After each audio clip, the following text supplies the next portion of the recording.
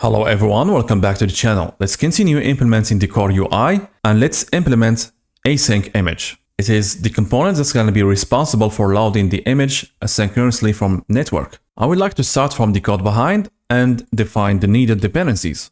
I will add an accessibility identifier or automation ID for testing purposes, and I will hoist the quality of the image. It's going to be a dependency property. Let's set the default quality level to 50. To make it more reusable, we're going to add the thickness of the border as well as the border brush. And let's add the corner radius. Let's call it border radius. And the stretch property. By default, it's going to be uniform to fill. And we need the URL, which is a string. Under this dependency property URL, we need to add a callback function whenever this URL change in order to load the data or the image. Let's create this method as we have done in the Swift application as well as the Kotlin application for the loading indicator or the loading placeholder and the error placeholder.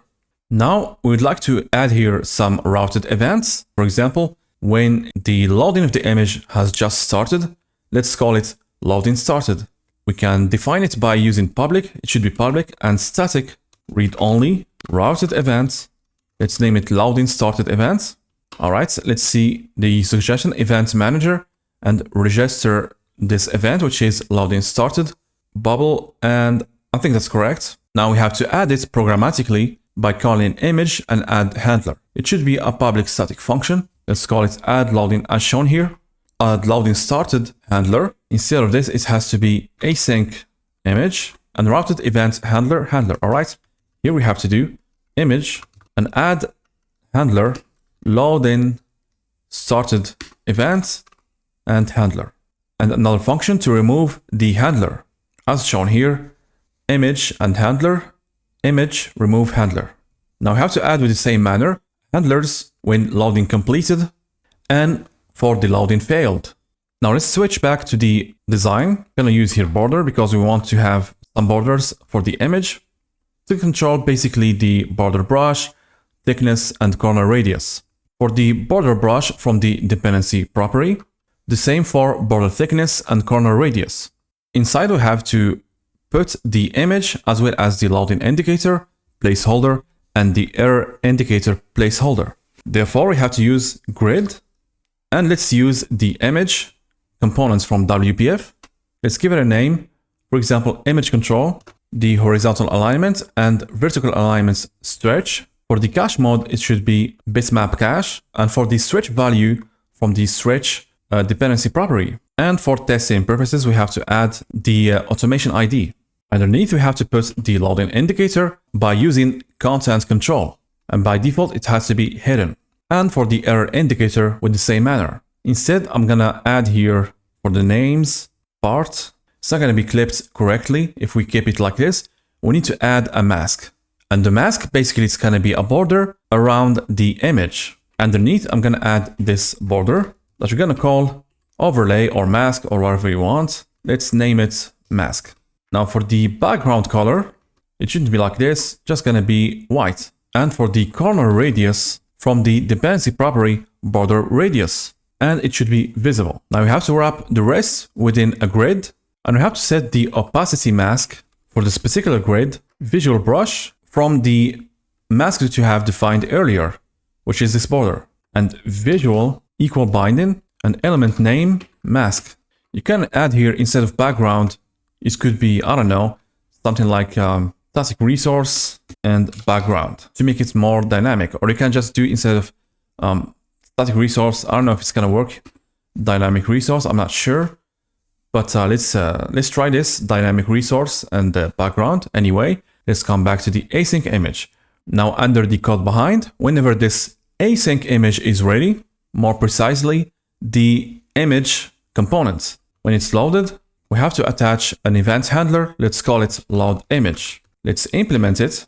The first thing that we have to do whenever we want to load an image is to raise the event from the part image control, raise event. The event that we have to call or to trigger new routed events args, and we have to pass here the loading events, which is loading started events. Next, we need to set the loading indicator visibility to true, and we have to hide the error. Next, we have to load the data using HTTP client.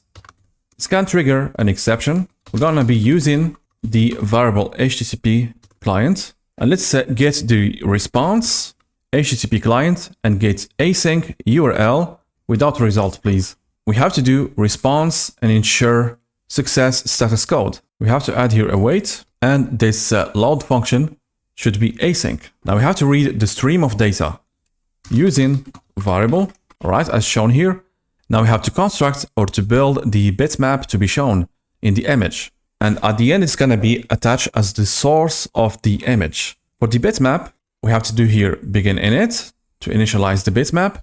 The cache option, it should be bitmap cache option on load. The stream source, it is the stream from the response, and we have to end init and to freeze this component.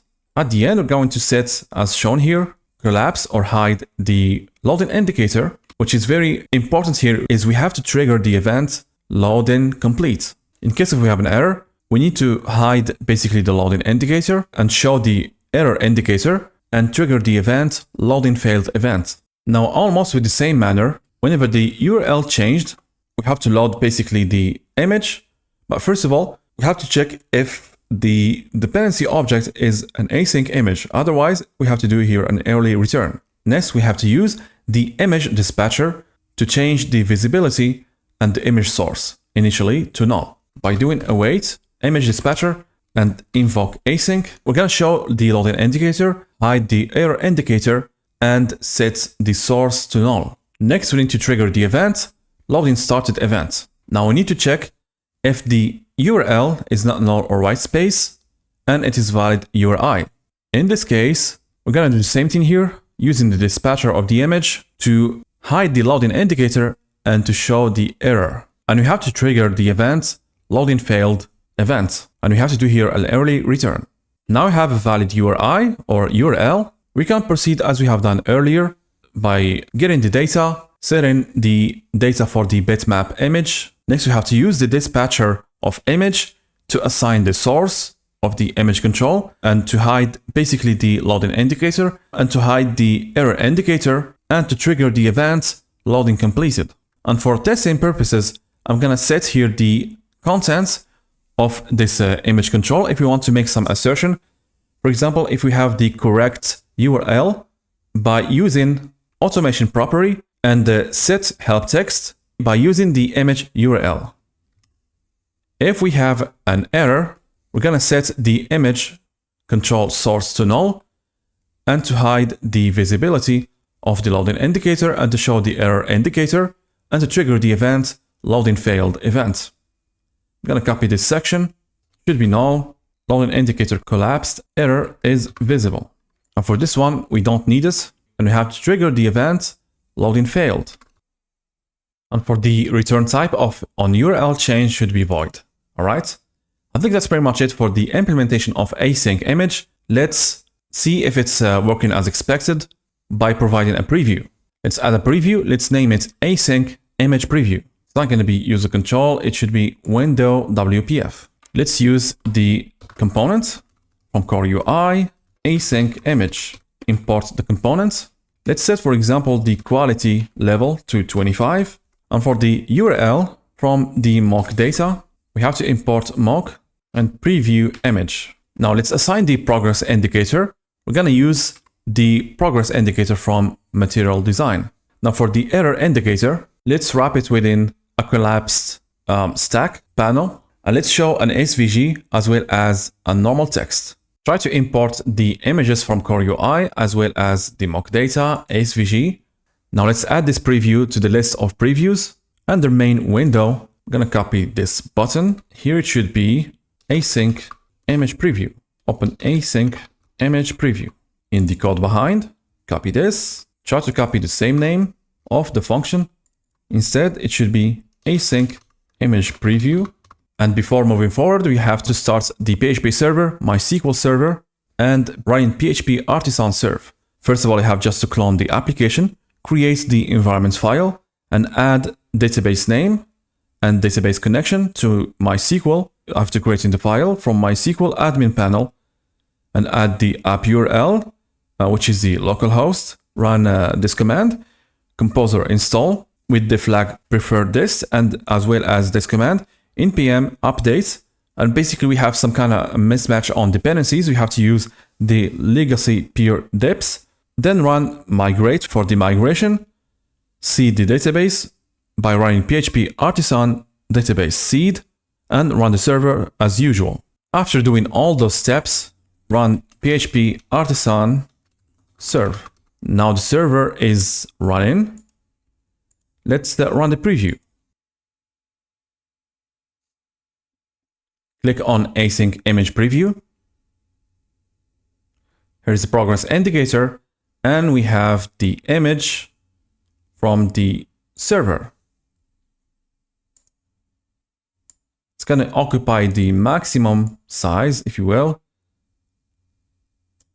This is basically the image from the preview, and the component is working fine, which leads me to say that's pretty much it for this today's video. For the next tutorial, we will implement the breadcrumb components. I hope you have learned something new. See you in the next one, and happy coding!